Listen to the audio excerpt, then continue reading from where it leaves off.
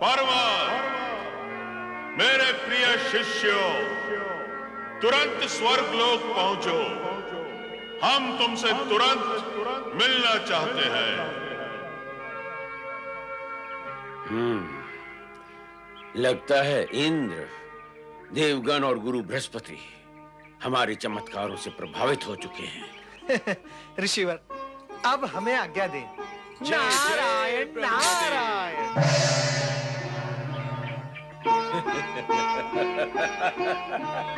नारायण नारायण। जय जय ब्रह्मदेव। नारायण नारायण। जय जय ब्रह्मदेव। नारायण नारायण। जय जय ब्रह्मदेव। नारायण नारायण। जय जय ब्रह्मदेव। जय जय गुरुदेव। देवर्षि, आपके साथ ये कौन है? ये पर्वत मुनि है। अच्छा, इससे पूर्व तो इन्हें हमने आपके साथ कभी देखा नहीं। देवराज, ये दोनों हमारे शिष्य रह चुके हैं।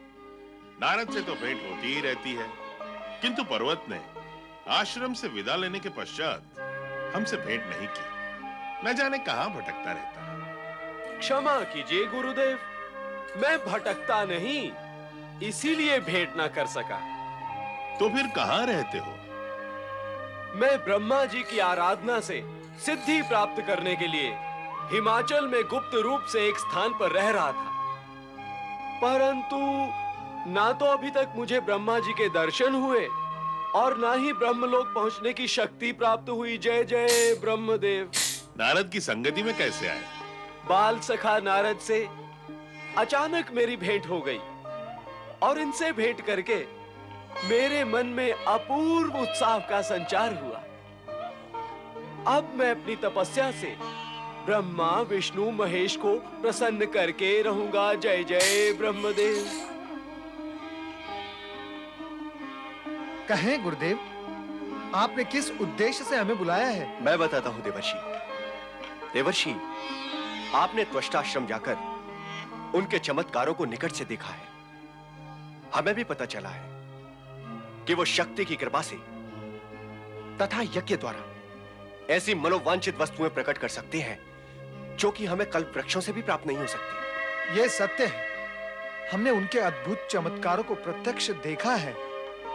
अपने चमत्कारों द्वारा वे जगत को चमत्कृत एवं प्रभावित करने का प्रयत्न कर रहे हैं। जय जय ब्रह्मदेव। चमत्कारी के चमत्कारों से जग को चमत्कृत होना भी चाहिए। किंतु गुरुदेव, चमत्कार का उद्देश्य यदि... तुम उद्देश्य की चिंता ना करो नारद।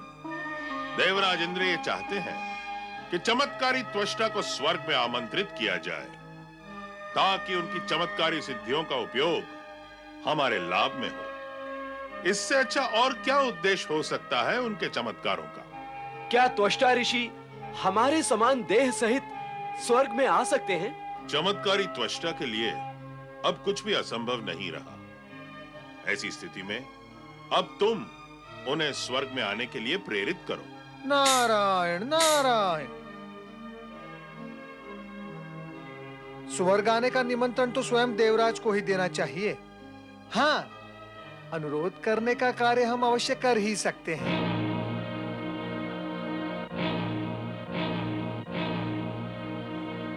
परंतु कहीं उन्होंने हमारा आमंत्रण ठुकरा दिया तो? जब नारद, देव ऋषि नारद हमारे साथ हैं, तब तक चिंता का कोई कारण नहीं है देवराज। वो अपने प्रभाव, वाक्पटुता और व्यवहार कुशलता का उपयोग करके ये सुनिश्चित कर देंगे कि त्वष्टा आपका निमंत्रण स्वीकार करने पर विवश हो जाए। अहंकारी सृष्टि रूपायै, अहंकारी सृष्टि रूपायै, अहंकारी प्रतिपालिके, अहंकारी प्रतिपालिके, क्लिंकारी काल रूपिण्यै, क्लिंकारी काल रूपण्यै, बीज रूपे नमोस्तुते, बीज रूपे नमोस्तुते। जय मां जगदम्बे, जय मां जगदम्बे, जय मां जगदम्बे, जय मां जगदम्बे। शक्ति उपासक ऋषि त्वष्टा की जय। ऋषि त्वष्टा, आप धन्य हैं। आपकी चमत्कारी सिद्धियों की प्रशंसा कैसे की जाए, ये मैं नहीं समझ पा रहा हूं। आपने तो जगत में एक अभूतपूर्व कीर्तिमान स्थापित कर दिया है। ये सब उस महाशक्ति भवानी की कृपा है देवराज। आप तो ये बताएं, आपने यहाँ आने का कष्ट कैसे किया? ऋषिवर, हम आपको स्वर्ग चलने का निमंत्रण देने आए हैं। निमंत्रण? स्वर्गलोक चलने का? नहीं देवराज, नहीं। स्वर्गलोक चलने का आपका निमंत्रण मुझे स्वीकार नहीं है। स्वर्गलोक ले जाकर आप हमें देवताओं की श्रेणी में रखकर हमें अपना आज्ञाकारी बनाना चाहते हैं। इंद्र सभा की शोभा का अलंकार बनाना चाहते हैं आप मुझे। नहीं, मैं ऐसा अलंकरण बनना नहीं चाहता।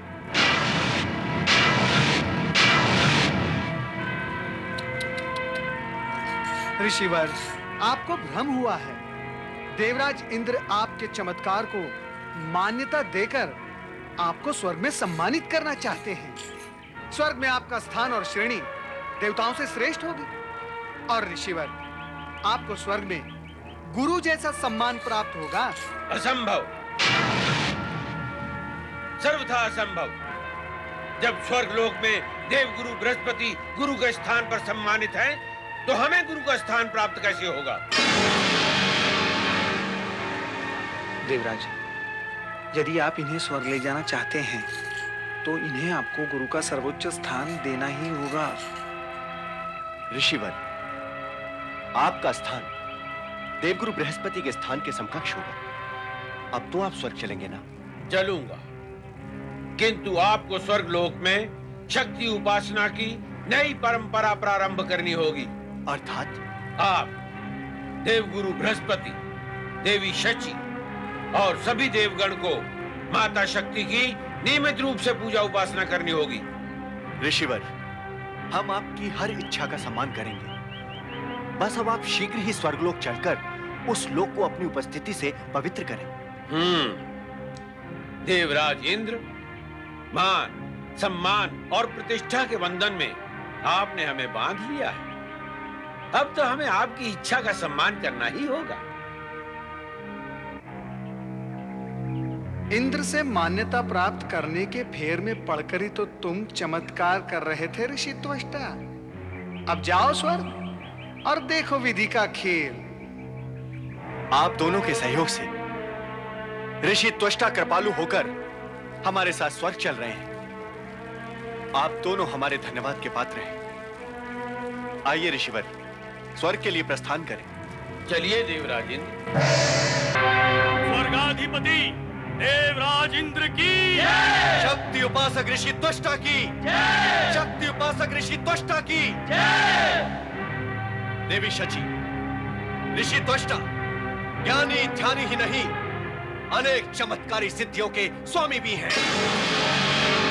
ये तो हम स्वर्ग निवासियों का सौभाग्य है कि ऐसे परम श्रेष्ठ ऋषि के दर्शन हुए। और देवी शची, हमने ऋषि त्वष्टा को देवगुरु बृहस्पति के अनुरूप ही सम्मान देने का वचन दिया है। और यह है हमारे देवगुरु बृहस्पति। इनका आशीर्वाद सदा हमें प्राप्त रहता है ऋषिवर। केवल आशीर्वाद ही प्राप्त है?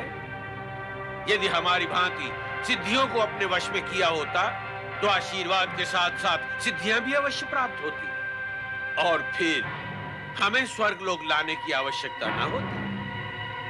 देवराज इंद्र की आकांक्षाएं बहुत बड़ी हैं ऋषि त्वष्टा। हमें संदेह है कि आपकी सिद्धियां उन्हें पूर्ण कर पाएंगी। नमस्कार।